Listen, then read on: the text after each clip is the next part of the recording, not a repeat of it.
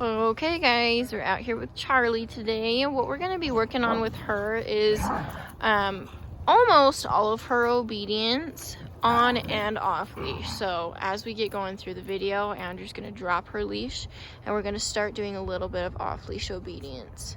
And don't mind these dogs, these are my dogs. They're just serving as a distraction for Charlie, making sure that she understands no matter what's going on, she still has to be obedient. Good girl, Charlie. So anytime she's sniffing, we want to give her a correction. In a heel position, she's not allowed to sniff, she's not allowed to go potty, not allowed to play. She's just allowed to focus on the heel position.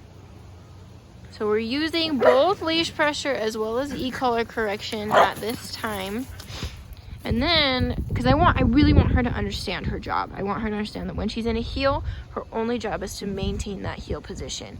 When the leash goes away, she's no longer connected to us, and she has to do it all on her own with no help. If she feels that e-collar correction, we may pat our leg and say, okay, heel, here's where I want you to be, but she really has to do everything on her own.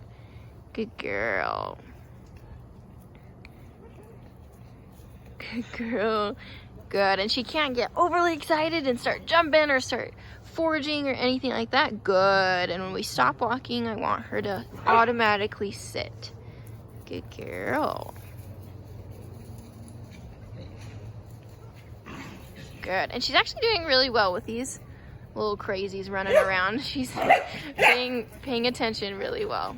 And she's still young, so it's to be expected that she might get, oh, hey, they're running by, I want to play. So that was really, really good. She wanted to go play, but she's like, nope, I know my job. I have to stay with you.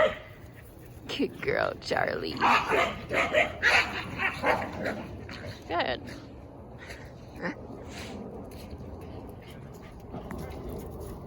Good. So she gets a little bit distracted. Generally, what we're going to do right now, especially where we're starting off leash, is just kind of change directions a little bit.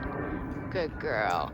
And so that way when she looks up, because she feels that e-collar stimulation, it's going to be very, very obvious why she's getting corrected, because there's no person there and she needs to be next to the person.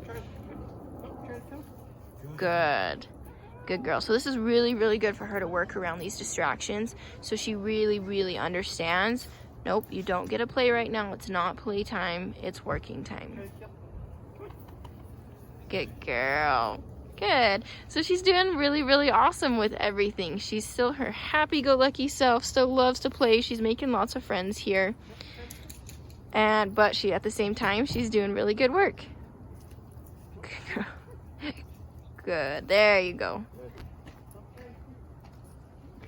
Good.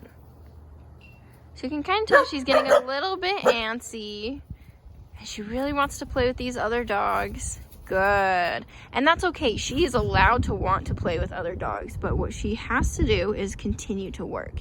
So in this case, we're not going to just stop working here and get frustrated and end, because that way she knows, oh, I just have to be super annoying and not do what I'm supposed to do long enough, and then I get to do what I want to.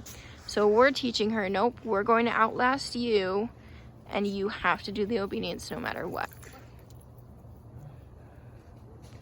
Good. So we want to be careful to always present that left-hand side to her.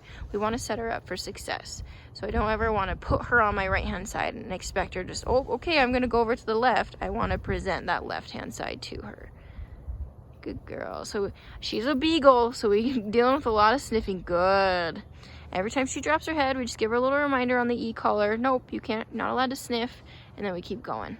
Good girl. So doing really awesome, working through all the things that we need to and making sure she understands everything. So for being here only 2 weeks, she's doing great. Good girl.